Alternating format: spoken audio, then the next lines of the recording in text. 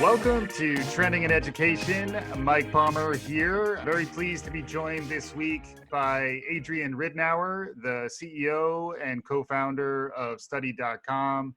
Really interesting backstory in terms of founding the company and really interesting stuff that they're working on today. And I think it's a relevant topic for those of us trying to keep an eye on what's emerging in learning and education.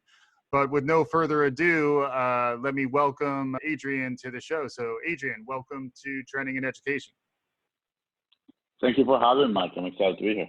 Yeah, and normally the way we begin is we ask each of our guests for their origin story. So how did you get to this point in your career? And you have a pretty interesting career and background. Catch us up on where you came from and where you are now.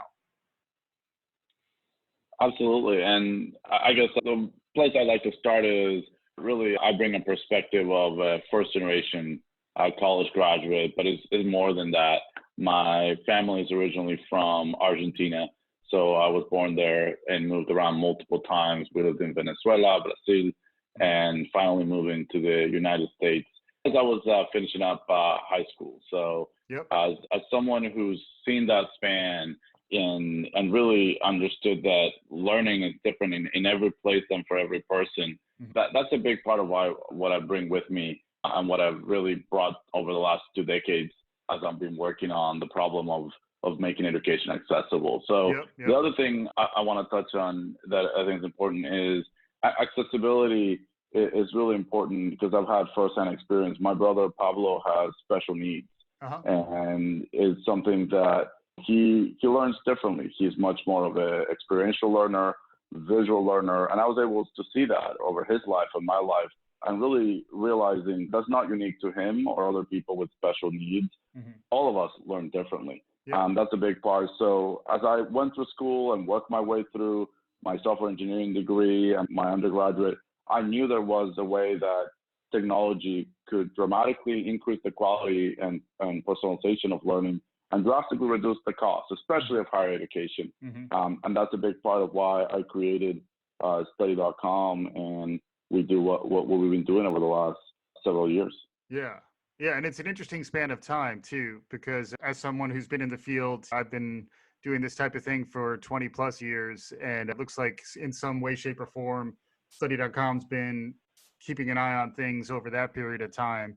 It is interesting that a lot of the same problems have been in the space for the entire time. But one of the main problems, I think, was always adoption. Like not enough people were necessarily fully sold on the promise of online learning. And then 2020 happened. And so whether you're sold on it or not, you really didn't have an alternative. I've talked about it as a forcing function in terms of adopting digital solutions for many folks who may not have been doing that before. As an organization that's been doing this for quite some time, understanding how to solve the problem and how the problem space is evolving, I'd love to get some of your perspective on what 2020 has been like, and then maybe shed some light on really what you're trying to accomplish with Study.com these days. Yeah, 2020, the pandemic really has shifted the world in every way. And you're absolutely right. 90% of the world school population at some point was learning from home, either 100% or blended. And as rapid and uncomfortable as it felt, certainly plenty of mistakes and errors for those of us who've been in the space a long time. We've seen, I completely agree. I think it's a huge leap forward towards the future learning. And I view it as we leaped forward 5 years in 5 months easily. And it was, I like how you phrased it, as a forcing function. For us as an edtech company, I think we've seen a dramatic adoption in terms of not just with schools, K-12 and colleges, but really even further accelerated learners and educators that are directly on the platform. So engagement has gone through the roof and the demand has gone through the roof. And I think that for us, the benefit of having spent over 2 decades working on how do you reimagine learning in this new modality, how do you make it better, I think it's been really key because remote teaching isn't the same as online learning. And for me, I hear a lot of comparison. And remote teaching pales in comparison to truly a robust, reimagined online learning experience. If anything, I also don't think technology is going to substitute great teachers or classrooms are going away. We're all appreciating a good teacher now more than ever, and we're reminded the value they bring. But I do think that what we've done has laid the foundation to really enhance and expand how we teach students of all ages. And I think that's a big part of what the pandemic has accelerated. And I was really intrigued by the fact that your platform is not designed just for students, it's also designed with educators in mind. And we've talked a lot about just trying to empathize and support our educators in this really difficult year. It sounds like some faculty, some teachers have been able to find support, supplemental resources, ways to connect study.com resources into what they're teaching. Can you talk a little bit about that? Maybe expand a quick description of what study.com is as a platform and who it's designed for? Yeah, absolutely. The way we like to think about it is study.com is really a platform designed to provide academic support both for learners and educators. And we really build knowledge confidence. And to put it in perspective, we're helping over 30 million learners and educators on study.com every month. Wow. And that could be through accessing one of our courses, our micro video lessons, a teacher using one of our lesson plans for their class. And really, we have a huge breadth. So I think a key that's unique to study.com is we really provide an integrated learning experience. And it's not just crowdsourced curriculum or curriculum in other places. We built expert-created micro-learning modules that students really love. And that's why teachers will integrate it in the classroom, mix and match to what they need. And that was happening before COVID. Yeah. But now it's become imperative to really break up the learning and not just create Zoom fatigue and have students get lost. So they've been able to find ways to make it engaging and to bring learning to life in an environment that people are distanced and away from each other and they can't see and be with the students the same way. So anything that we can do to help really aligns with our mission of making education accessible. So we're really happy to be able to do that. And that mission certainly resonates, making it accessible. And then the other component around the accessibility, I'd love to get some of your perspective on digital inclusion and some of the challenges that have surfaced around who has access to the right level of technology and digital footprint to be able to fully engage. I know you've talked about accessibility as one of the pillars of your thinking and of what study.com does, but one of the things that 2020 has really surfaced on a lot of fronts is the digital divide. Do you have any perspective on that? Definitely. And I think sadly, that's probably one of the things COVID-19 has exposed and increased more than ever is existing inequalities in our society. I totally agree. And I think learning inequality is just one of those. My view is I think it's also easy to forget that many poor students and families rely on the public school system, not just for learning, but for meals, device, broader internet access. And from my perspective, we've seen a lot of efforts and some very well-intentioned efforts to provide broadband, some really innovative tactics like Texas and Alabama deploying school buses as Wi-Fi hotspots across the community, or devices and bringing districts and schools, especially K-12 one-to-one, to assist the most vulnerable among us. And I think that's helped, but it really won't undo decades of systematic problems in the educational system. I think we're still a long way from equitable outcomes for all students. But what I do hope this crisis brings, for all the tragedy that it brought, that at least gives us more options on how students can learn. And our work at study.com be a small part of making a big difference for generations of future learners. I just think, this work won't happen overnight, but I think it's critical that we're mindful as we're designing the learning of the future to keep the students and family in mind. But there's a lot that we do as part of our social impact work to bring accessibility to education, not just in what we do with the product. For example, we've donated over $23 million in kind value across our impact programs, including millions to help public schools during the pandemic access the platform. And we've seen huge response to that effort, especially around Title I schools, to really help try to help the population there. But it's hard. I think the digital divide affects all kinds of families. And from my point of view, the other piece that I feel very strongly about, I don't know how you feel about it, is at this point, broadband is not a nice to have. It really has become a utility. It's Yeah. something that we really need to go and make sure that every single household Yeah. in America, especially with kids, have Yeah. access to broadband. It's just a tough issue. Exactly. And you could even add the public health risks, particularly in rural America, where if you don't have access, to telehealth reliably, or if you have to use a phone instead of the internet, it's really an interesting time to be reflecting on justice, equity, and digital access. So yeah, it's really just wanted to raise that to begin with. But then the flip side, I think, is that folks who have the wherewithal and the hustle and the grit to lean in to the types of programs and assets that are provided through study.com. There's some cool stories about acceleration that I was interested in hearing from you on too. So there, in addition to the access, some of the efficiencies and the friction that's removed by using an online platform, it sounded like there's some cool stories of folks who are able to maybe move faster or solve some of their challenges in their educational journey by using your platform. Can you talk a bit about that?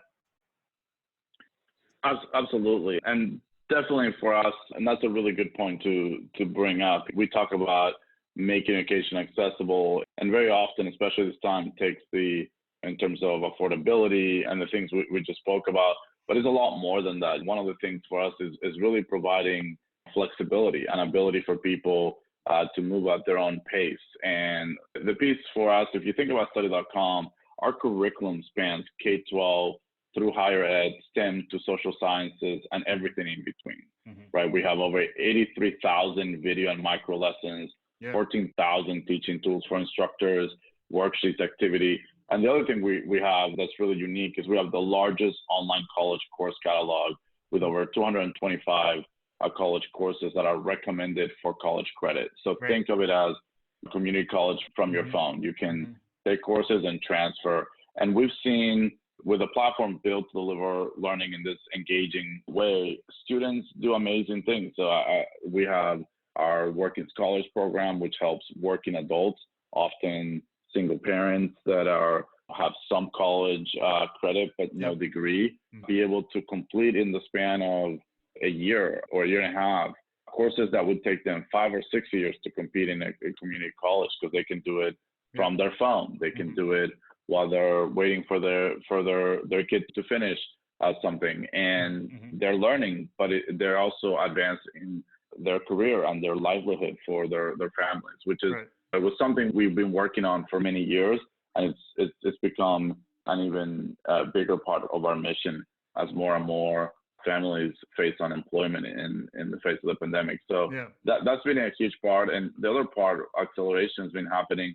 It's just with students and parents. It's been incredible. I was talking to a mom of a kid that had ADHD and struggled with learning in a traditional environment. And it wasn't by choice that they obviously had to go remote. And she was looking for everything she could to help him. And all of a sudden ran into study.com and realized now he's moving faster through subjects areas that was struggling in traditional learning in history, because we help visualize things that actually make it sticky compared to just reading a book that was hard to keep the attention for her son. So we've seen just transformational learning and really closing the knowledge confidence gap that a lot of students and parents have. And that's a big part of what we try to do at Study. Yeah, it's pretty cool how extensive your library is. As a guy who's spanned the educational ecosystem throughout my career, I was impressed to see the scope of content that study.com represents. I was curious, Adrian, just around any patterns or trends you're beginning to see around usage of the platform in light of the pandemic. You mentioned increase, which is understandable. But are there certain types of courses or certain types of programs that you're seeing the most rapid uptake, or is it really across the board? Are there any trends that you're noticing that you'd be willing to share? Yes, I think overall learning engagement as a metric has gone through the roof for us. So I think that's one metric, which is regardless of which subject or grade level, or if it's high school or college, we've seen just a tremendous spike in overall learner engagement on the platform. More specifically, one of the trends that we have seen historically, like you said, our platform spans a lot of different areas. And we had a lot of students that were preparing for an exam or a test, for example. It could be something like an SAT or something like a professional test certification like nursing and teacher, or even earning college credit. And traditionally, that was a big part of our usage that we saw. I think an acceleration that really took us by surprise was just the core learner who really was just struggling to figure out linear equations or to figure out, and the regular avenues for getting help, the tutoring center that might be open and free at the local college, or the teacher that could have office hours at the high school, all of a sudden were gone. And they were stuck at home with the parents who really have gone and experienced on what it's like to be a teacher. Most of the ones I've talked to and get that experience firsthand now. And I think that they've turned into solutions like Study.home to help. And really, we help, and we're like a tutor in your pocket. And that's been the big part of I think what has really accelerated. And that has been across STEM, it has been around social sciences, where really they want help with specific concepts and things that they're struggling, just like they would go to a tutor, but they can do it on demand with exactly what they need. And that's been a big acceleration that we've seen over the last 6 months. Yeah, makes a lot of sense. We're coming up a bit on time, so I wanted to make sure you had an opportunity to share any additional advice for our listeners. And then we always conclude by asking our guests what's new and emerging that's capturing your imagination these days. And I know you're someone who's very plugged into what's going on in educational technology and learning, higher ed, really the whole gamut. Definitely would love to hear anything new and exciting that we haven't heard about so far that's capturing your imagination. But also wanted to give you an opportunity to just share any concluding thoughts or perspective as we continue the conversation. Yeah, I would say on a closing thought, and I'll share some of my thoughts around the future, what the future holds and what I'm excited about. But I think one thought is it's easy for all of us to think about the pandemic and get stuck in the moment that we're living. And ultimately, an optimist when it comes to learning. I think that there's a lot that we're seeing right now that brings innovation to how we help students, how we help educators, and is imperfect, but we will learn and we will get through this. And I think that I'm ultimately optimistic that we have to help everyone, and we can make sure that the benefit of the innovation doesn't just go to a select few. Yep. But we absolutely will end up in a better place, because the digitizing learning is really, in my mind, the only way to bring the ultimate dream of personalized, truly personalized learning experience to life. And to build knowledge confidence for each and every student. Other than figuring out a way to get a one-to-one teacher-to-student ratio in every class in the world, this is the closest, and we have now looked forward. We can, educators, parents, students, we can unlearn what we've learned. We can undiscover what we've discovered. And through all the pain that we've gone through trying to make things and figure things out, even the basic technology things, over the last 6 months, I think we'll end up in a better place. So I just wanted to share that, because I spent a lot of time worrying about the future and accessibility and equity. But ultimately, I remain optimistic that there's a lot of great work and learning being done out there. And there's a lot of things I'm excited about when it comes to technology going over the next 3, 4, 5 years. That's great. Yeah, and then I think you were going to look into your crystal ball a bit as well as we're concluding here. So what's new, what's emerging. It's interesting, separate from the crazy year that 2020 has been, it's the beginning of a new decade. So as you look ahead into, say, the next 3 to 5 years, 5 to 10 years, what's capturing your imagination? What's getting you excited?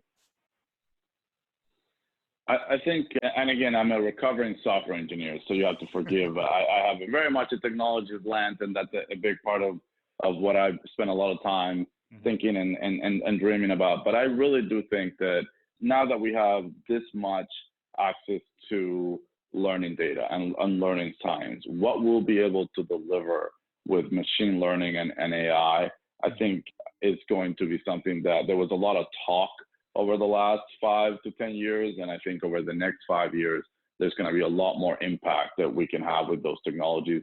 And the reason I'm excited, particularly about those two, is because we can develop it centrally. Let's say at study.com, we're doing a lot of work with adaptive learning, and it's automatically deployed to every user and every possible student, educator, learner. We don't have to wait for them to get hardware or devices. And that's a big part when we think about accessibility. I'm also excited about VR, and as a geek, I love some of the experiential things we'll be able to build. I think that's further away when it comes to learning and education because of the fact that the devices have to be truly there and the affordability of those have to be there from a deployment perspective. But I think machine learning and AI are much more closer to a reality. And the other one that we don't talk about quite a lot, but I've been really starting to think about, for us as Study, a big shift was when broadband really started taking off, that it became around 2011, 2012, much more accessible. We were able to shift to micro videos and micro lessons from text-based learning. And that was a huge shift.